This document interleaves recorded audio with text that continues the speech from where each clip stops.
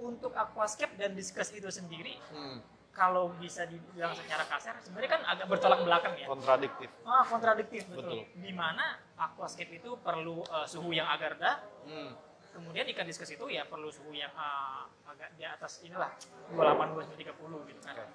Nah, itu gimana tuh yang aquascape untuk menyeimbangkan si ikan atau ikannya yang ikut ke aquascape? Bentar. Sebelum kita lanjut videonya, pastikan kalian sudah klik tombol subscribe ya. Oke, let's go. Assalamualaikum warahmatullahi wabarakatuh. Apa kabar teman-teman? Kita ketemu lagi di channel Fandi Ahmad. Nah, di video kali ini kita kedatangan tamu spesial nih. Ada Kang Jeffrey dari The Aquatic Freak. Nuhun. Udah mau ngobrol bareng sini. Nah, Kang Jeffrey, gini nih, kan setahu saya nih, Kang Jeffrey itu kan istilahnya master. Wah, nggak juga lah. Ahli lah, bukan ahli, istilahnya memang praktisi ya. Praktisi aquascape, ya, palut, boleh, dan sebagainya. Ya, pokoknya dunia air lah. Dunia air ya. Nah, karena kita lihat juga di mana-mana YouTube tuh pasti kalau ada yang mau bikin palut, mau bikin aquascape nih, Kang Jeffrey ini pasti nongol lagi Kang Jeffrey. Bosan ya? Bukan jemput. Nah, ini kita mau sedikit minta ilmunya kali ya, kita korek-korek ilmunya sedikit. Mungkin mengenai aquascape nih, Kang Jeffrey. Boleh. Aquascape. Nah, balik lagi, kalau aquascape itu sebenarnya pengertian simpelnya apa sih aquascape? Jadi sebenarnya gini sih ya, ini pemahaman yang berbeda-beda dari zaman ke zaman, kalau pandangan saya. Kalau kita lihat dari dulu, pertama kali aquascape itu eksis di dunia ya, kita ngomong dunia. Itu lebih ke benar-benar pure kita mencetak sebuah ekosistem alam dipindahkan ke dalam akuarium. Betul. Apapun yang ada di dalamnya itu harus ornamen asli. Jadi misalkan penggunaan equipment, penggunaan penggunaan hardscape-nya, tanaman yang dipasang, pokoknya layout. Jadi benar-benar harus menyerupai bentuk asli dari alam tersebut. Karena sifatnya aquascape itu mencetak sebuah ekosistem alam, memindahkan ekosistem alam ke dalam akuarium. Betul, jadi itu pengertian dulu pertama kali aquascape itu eksis. Cuma makin kesini tren berubah. Jadi karena mungkin yang namanya hobi itu perlu ada perkembangan. Ya jadi apapun lah istilahnya kan, semisal ikan juga kan dicari hybrid. Istrinya makin banyak. Ya istilahnya jadi perlu seiring waktu berjalan itu ada perkembangan. Nah makanya kalau aquascape zaman sekarang itu lebih ke arah akuarium yang dihias sedemikian rupa dengan sentuhan art dan juga sentuhan natural. Jadi tetap menggunakan tanaman asli seperti itu. Cuma mungkin kalau aquascape sekarang itu udah agak berubah, bergeser ya, jadi nggak 100% natural alami gitu. Cuma tetap, jadi secara harafiah aquascape itu artinya apa? Kita menciptakan sebuah ekosistem alami di dalam sebuah akuarium. Jadi kita meniru semua sistem yang diciptakan oleh alam, kita tiru ke dalam akuarium. Makanya memang tetap beberapa elemen penting itu nggak boleh dihilangkan. Misalkan penggunaan hardscape-nya, penggunaan tanaman gitu, itu tetap masih eksis walaupun banyak artifisial. Jadi dalam artian kita harus tetap menggunakan lem sekarang menggunakan batu atau kayu yang tidak semestinya ada di dalam air, cuma nggak masalah, yang penting so far masih alami gitu. Jadi tetap pengertiannya aquascape itu sesuatu yang harus alami gitu. Nah kalau tadi kan yang dibahas itu aquascape itu hardscape dan tanaman. Sebenarnya ikan itu termasuk ke dalam ekosistem aquascape atau enggak sih? Tetap. Karena gini ya, jadi sebenarnya ada simbiosis ya di dalam. Sebuah ekosistem itu bisa tercipta kalau misalkan apa yang ada di dalamnya itu stabil. Ada rantai makanan di situ kan, ada perjalanan di situ. Jadi istilahnya mencetak baik misalkan kotoran ikan itu diperlukan juga kan oleh bakteri pengurang dan lain-lain. Jadi ikan itu juga bagian terpenting dalam sebuah ekosistem. Makanya memang aquascape yang sehat itu di mana kita harus mencetak sebuah balance antara layout, tanaman, flora dan fauna gitu. Jadi benar-benar harus balance. Ikan porsi besar juga kalau di iya. aquascape. Jadi kan kadang kita mikirnya aquascape cuma tanaman. Iya, aquascape. Wah itu salah banget. Karena kan nggak mungkin sekarang misalkan kita ngeliat alam isinya hanya tanaman tanpa ada ikan tuh nggak mungkin. Iya, betul. Pasti ada fauna di situ kan. Walaupun hanya sebatas ikan kecil Mhm. atau keong lah, pokoknya istilahnya ikan tetap menjadi ornamen Ada paling penting. faunanya. Karena kalau saya lihat sendiri ya di berbagai grup gitu misalkan aquascape itu memang yang ditonjolkan itu ya tanaman, sedangkan ikan itu kayak sebagai apa Pelengkap. ya? Pelengkap doang Ya, gitu. padahal enggak ya. Jadi jadi tetap itu sebuah elemen yang penting sama pentingnya sama vitalnya dengan tanaman. Cuma memang karena gini sih, itu karena tren. Iya. Tren itu mengatakan bahwa kalau orang pelihara ikan dari zaman dulu ya polos biasa aja ikan kan. ikan. Cuma aquascape yang membedakan itu kalau misalkan orang awam ditanya, aquascape tuh kayak gimana sih? Misalkan lu tahu nggak aquascape? Pasti taunya tahu ya nggak tanaman kan. Nah, jadi lebih Tanaman. memang ke arah tanamannya. Iya. Padahal enggak, ikan tetap harus penting ada di situ, penting sekali. Nah, kalau boleh tahu nih, Kang Jeffrey ini udah berapa lama nih berkecimpung di dunia aquascape? Kalau khusus di aquascape itu mungkin saya mulai di 2016 ya, jadi baru 5 tahun jalan. Oh, 5 tahun. Nah, untuk ke arah setup, jadi misalkan saya mengerjakan project dan lain-lain itu mungkin baru sekitar 2,5 tahun yang lalu lah. Jadi baru. Oke. Baru. Cuma untuk mengenal apa itu aquascape, saya udah lumayan lama ya, 5 tahun saya pelajarin. Jadi saya sebelum masuk ke artnya, justru saya lebih mempelajari biologisnya dulu gitu. Jadi kayak tanamannya, sistem dan lain-lain, baru di tahun-tahun terakhir ini saya baru belajar bagaimana kita bikin sebuah desain itu yang bagus gitu kan. Jadi artnya itu belajar belakangan saya gitu. Jadi kalau teman-teman sekarang kan lebih ke art dulu. Iya. Teman-teman cakep dulu gitu ya. Meninggalkan bagaimana cara mempertahankan kelangsungan hidup si Ekosistemnya itu sendiri. Betul. Gitu ya. Jadi kalau saya lebih ke belajar bagaimana membuat tanaman atau ikan itu hidup di situ. Hidup dulu gitu ya. Betul.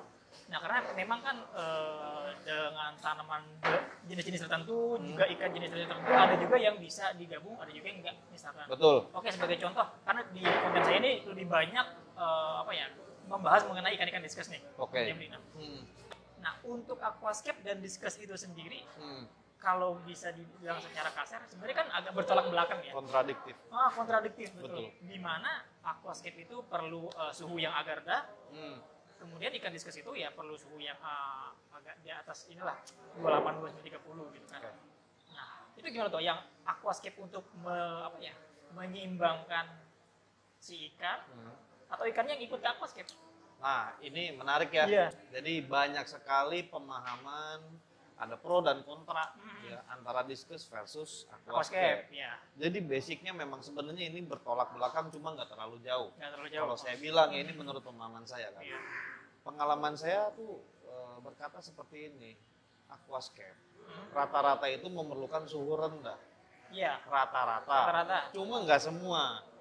Nggak semua tanaman itu wajib memerlukan suhu yang rendah. Jadi ada beberapa yang bisa kita gunakan. Kalau misalkan anggap nih, kita bikin di daerah Jakarta yang panas kayak begitu, kita simpan di ruangan yang memang nggak ada AC, otomatis kan kalau kita mau buat setup di situ, kita harus tahu bahwa tanaman ini wajib hidup di atas 28 derajat. Oh iya. Nah, jadi saya udah antisipasi tanaman apa aja nih sebenarnya yang bisa hidup di antara 28 ke 30. Sebenarnya ada gitu. Jadi nggak selalu tanaman itu wajib harus suhu dingin. Nggak sebenarnya gitu. Ada. Jadi sebenarnya dari segi tanamannya sendiri juga ada yang bisa bertahan hidup di suhu tinggi. Nah, sekarang di satu sisi diskus, kalau kita ngomong orang pada umumnya memelihara itu kan tank kosong, bahkan tanpa substrat sama sekali, gitu ya? polos, filtrasinya istilahnya. Jadi lebih ke arah, kalau saya lihat lebih ke arah benar-benar backup, ngebersihin manual kan. Iya. Ada kotoran dikit kita langsung bersihin dan lain-lain. Jadi banyak yang bilang takutnya sensitif kan, misalkan kita kasih substrat, apakah kotoran itu bisa keurai atau enggak dan lain-lain gitu kan ya. Nah, pengalaman saya, orang yang memang terbiasa nge-handle diskus di tank yang polos, artinya dia kan menciptakan sebuah kestabilan itu manual. Iya. Oplos obat, airnya atur suhu. Jadi istilahnya ekosistem itu diciptakan oleh manusia melalui kerja dan sistem mekanikal. Nah, sedangkan kalau misalkan digabung ke dalam aquascape, otomatis kita harus bisa menciptakan sebuah ekosistem yang secocok-cocoknya dengan diskus. Iya betul. Ya kan? Nah, berkaca sama apa yang ada di alamnya. Ini rata-rata kan diskus tinggal di rawa kan. Di rawa. Kalau saya perhatiin memang kalau saya lihat ya ini yang saya tahu misalkan ada beberapa vlog atau teman-teman yang pernah hunting langsung ke wild di Amazon itu. Mungkin di areal bawah itu jarang sekali ada tanaman hidup memang. Karena kan rata-rata itu hutan kerendam ya. Jadi memang itu bekas hutan yang terendam gitu. Jadi jarang sekali ada tanaman yang memang bisa hidup di air yang sangat asam karena memang harus black water ya. Cuma tetap maksudnya di atas-atasnya atau apa itu tetap ada tanaman gitu istilahnya kan seperti itu dan selama parameter itu bisa kita tahan misalkan diskus itu senangnya black water artinya kan parameter harus di bawah 7,5 lah harus di bawah itu kan ya jadi enaknya kan 65 sampai 7 lah istilahnya kan jadi sebenarnya sebagian besar tanaman juga cocok di angka segitu. Nah itu kalau kita ngomong parameter banyak sekali bahkan hampir semua tanaman aquascape itu, tanaman underwater itu cocok dengan parameter yang sama dengan diskus. Oke, yang kedua, suhu. Anggap kita biasa ngelihat diskus itu harus hangat, bahkan di heater kan? Di heater. Oke, cuma kan ada namanya average ya, jadi misalkan dia bisa tahan dari berapa sampai berapa. Misalkan suhu rekomendasi itu 28 plus sampai berapa? 30 misalkan. Nah, kita cari stabilnya dia di 29 atau 30 lah, kita pasang tanaman yang memang nggak ngeganggu dari segi misalkan nanti kalau dipasang di panas dia bakal mati enggak ya memang benar bisa survive diskus nyaman tanaman nyaman gitu masih ada udah kayak begitu dari segi kebutuhan oksigen kebutuhan oksigen betul kayak kan saya sangat penting banget tuh saya ngobrol juga sama ini ya Jagger kan jadi sebenarnya katanya diskus mati di aquascape itu karena kadar oksigen yang kurang rendah ya DO-nya ya. Betul. Jadi sebenarnya gini sih, di saat lampu nyala sebenarnya kalau misalkan tank itu sehat, aquascape itu sehat, kaya akan oksigen karena kan ada proses fotosintesis di sana. Fotosintesis dari tanaman ya. Betul. Kalau kita ngomong kebutuhan oksigen itu sebenarnya sudah cukup dengan catatan aquascape itu sehat. Nah, cuma yang jadi masalah gini, kita kadang tidak perhatikan bagaimana flow itu bekerja. Diskus itu air tenang sama kayak cupang istilahnya kan dia air genangan gitu kan dia genangan yang nggak ada flow jadi bukan hidup di sungai tapi dia hidup di rawa di hutan hujan jadi memang di alamnya sendiri tidak terbiasa bagi dia itu tinggal di tempat yang ada arusnya kencang gitu kan jadi dia lebih senang air benar-benar menggenang nah makanya kadang kita harus perhatikan bagaimana membuat sebuah flow karena flow itu juga penting untuk tanaman. Betul. Karena kalau misal kita injek karbon dioksida, kalau misalkan nggak ada flow nanti bakal jadi dead spot, itu menimbulkan alga dan lain-lain itu masalah. Menyebar gitu ya. Betul. Makanya itu bagaimana kita harus membuat sebuah layout. Entah itu kita menggunakan batu, kayu dan lain-lain pokoknya semua. Tapi itu nggak ngeganggu, tidak mengganggu ikan, tidak mengganggu layoutnya gitu kan. Nah jadi di situ kita harus bikin semacam di sini tanaman ikan juga Nah kita harus bisa setupnya seperti menyatukan itu. Itu ya. Betul. Jadi dari flow itu penting. Udah gitu yang terakhir oksigen kan. Nah oksigen itu kalau misalkan siang kita anggap masalah teratasi. Cuma kalau malam. Nah kalau malam itu justru oksigen berkurang karena tanaman justru menyerap respirasi kan, menyerap oksigen mengeluarkan karbon dioksida berlebih. Betul. Nah kita nggak tahu apakah memang kadang ikan itu mati di malam hari kita nggak tahu. Nah jadi salah satu cara adalah kita bikin sebuah tank. Kalau bisa minim menggunakan injek karbon dioksida. Kalau misalkan memang harus menggunakan CO2, injek sekecil mungkin. Nah itu di sini poin pentingnya adalah kita harus menggunakan tanaman yang memang tahan banting. Tahan banting. Jadi sebenarnya gini sih, kita bikin sebuah aquascape, walaupun tanpa injek karbon dioksida itu masih bisa hidup. Karena nggak semua tanaman itu memerlukan injek. Jadi bukan saya bilang tidak memerlukan CO2, kadang salah. Semua tumbuhan itu pasti makan. Cuma jumlahnya seberapa banyak. Nah, anggap ini. Ini tidak diinjek. Tidak diinjek, bukan tanpa karbon dioksida, tapi tidak kita injek. Injek itu istilahnya kita nyuapin. Menambahkan lah. Kita nyuapin makanan. Nah, jadi beberapa jenis tanaman punya kemampuan untuk memakan karbon dioksida yang ada di luaran sini ataupun kadar kecil yang ada di dalam air. Betul. Jadi kita harus tahu dulu tanaman jenis apa yang memang dia bisa menyerap kadar karbon dioksida yang sangat sedikit. Yang kecil. Betul. Jadi kita harus tahu dulu. Nah, makanya kalau saya bikin biasanya kalau memang khusus untuk setup diskus atau ikan tertentu, lebih baik kita tidak injek. Iya. Nah, kita pilih tanaman yang memang dia punya kemampuan adaptasi makan apa yang ada di dalam air. Iya. Gitu. Jadi itu aman. Aman untuk diskus. Jadi misalnya kita kasih aerator atau mungkin dengan filtrasi biasa kadar oksigen itu cukup. Iya. Gitu kan. Jadi itu salah satu jalan tengahnya. Makanya kadang kebanyakan temen itu style tertentu, misalkan kayak kita pakein stemplen atau apa, itu kan kebutuhan karbon dioksidanya luar biasa. Tinggi ya. Bahkan kita injek juga itu harus jumlah yang sangat banyak, ya kan? Nah, di situ nggak cocok. Makanya saya paling tidak rekomendasi misalkan kita buat jenis planted tank ya. Iya, planted tank. Di sini mungkin style populernya. Kita masukin diskus itu sangat kontradiktif karena di situ karbon dioksidanya sangat tinggi sekali gitu kan, sangat tinggi sekali. Jadi membuat diskus itu sangat tidak nyaman. Tidak nyaman. Ya, jadi kita harus tahu dulu kebutuhan oksigennya itu semana. Karena memang walaupun terkesan dia tinggal di black water yang kayaknya ini ada oksigen atau enggak gitu kan, tapi kan sebenarnya di black water itu juga kaya akan oksigen sebenarnya kan gitu, walaupun dia istilahnya rasam gitu. Iya. Jadi baiknya kita harus membuat sebuah aquascape yang ramah untuk ikan gitu. Karena kebanyakan dari kita itu ngasal. Kita setup yang penting layoutnya bagus, wah ikan yang keren diskus. Asal masukin. Betul, itu salah. Jadi kita harus tahu dulu misalkan, jadi baiknya nih, misalkan kita mau buat sebuah aquascape, ikannya apa dulu? Direncanain berarti. Betul, ikannya apa dulu? Ini paling penting ikan. Iya.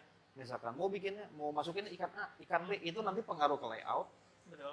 Jangan sampai dia terluka, terlalu banyak gua apa segala macam. Udah kayak begitu kebutuhan dari si ikan itu sendiri kita harus perhatiin. Nah, di situ baru ketemu balance-nya. Karena yang paling gampang itu tanaman atau layout ngikut ke ikan. Yang paling sulit itu ikan ngikut ke layout. Pasti bakal jadi lebih banyak korban gitu. Jadi ya baiknya semua itu balance. Iya. Berarti baiknya kalau kita mau setup satu tank, misalkan planted tank buat ikan gitu kan. Nah, kita harus tentuin dulu ikan yang mau kita piara itu apa. Betul. Jangan ketika kita udah planted tanknya udah jadi, udah kita bikin, baru milih ikannya. Gitu. Ya, jadi kebanyakan teman-teman ini maksa. Maksa, jadi ini menurut saya keren kasih ikan ini, padahal nggak cocok. Banyak juga kan jenis ikan yang kontradiktif sama tanaman, artinya dia makan tanaman. Iya, merusak, sifatnya merusak. Mungkin kayak kita lihat jenis-jenis siklit Afrikan, itu kan memang dia herbivora kan, dia makan tanaman. Betul, udah gitu kayak model anggap koki ya. Koki itu sebenarnya nggak semua dia makan tanaman, cuma dia kan punya sifat merusak. Gitu kan, substrat dia acak-acak gitu. Jadi baiknya balance. Pilih ikan atau ya fauna atau flora yang cocok ada di dalam situ. Gitu. Jadi makanya penting sekali kita pelajarin dulu sebelum kita membuat sebuah kreasi gitu. Soalnya kalau masalah art semua bisa dipelajari. Gitu. Cuma pentingnya itu pengetahuan dasarnya. Apakah ini cocok sama ini, apakah ini bisa digabung sama itu paling penting sebenarnya gitu. Nah, udah dari situ baru, kalau misalkan kita udah ngerti, mau gabungin kayak gimana pun bisa, seperti itu gitu. Jadi nggak susah sebenarnya. Yang penting ya kita ngerti dan banyak nanya aja. Iya. Sebenarnya balik lagi ke ekosistem ya sebenarnya berarti ya. Betul. Jadi paling bagus tuh sebenarnya misalkan kita mau bikin apapun kita lihat alamnya seperti apa. Iya. Ya contohnya inilah, ya contohnya marine. Laut ya, marine ya. Ini ada tipe yang berbeda antara itu dan ini. Iya. Yang paling mencolok apa bedanya? Misalkan. Banyak, kalau itu kan banyak apa? Paling mencolok apa? Ini karang mati. Bukan. Terangnya. Oh, terangnya. Oke. Oh, lampunya. Yang paling mencolok terangnya.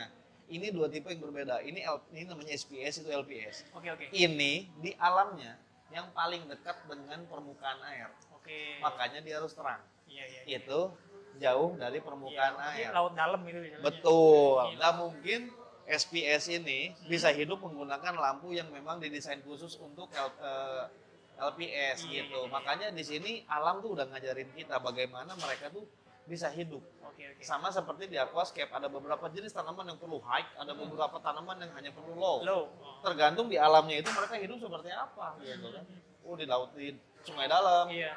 Ikan pun kan sama. Ada yang gitu. di sungai Ada dalam. yang di sungai dalam, ada yang Ya, sudah cetek. cetek gitu istilahnya kan. Nah di situ kita bisa tahu mereka makannya apa, hidupnya seperti apa, butuh arus apa enggak gitu. Kebutuhannya apa gitu. Betul, jadi pelajarin alamnya dulu gitu. Kan kita bisa banyak referensi itu dari nonton YouTube atau apa kan betul, gitu. betul. Jadi kalau saya sih lebih ke arah belajar dari alam karena mungkin memang nggak sama ya antara wild catch, jadi misalkan ikan-ikan yang ditangkap di alam dengan yang hybrid. Iya. Ya kayak discus ini kan banyak yang Hybrid. beredar ini kan hybrid kan. Udah hybrid. Dari lahir sampai besar itu di akuarium. Iya. Bakal beda dengan kebutuhan yang diambil dari alam. Yang kita tangkap. Jauh sekali. Cuma tetap maksudnya Tuhan itu sudah menciptakan proporsi tubuh seperti itu. Itu ada maksud dan tujuannya, makanya udah paling bagus itu kita belajar bagaimana alam itu bekerja. Ekosistemnya bekerja. Betul, itu paling penting.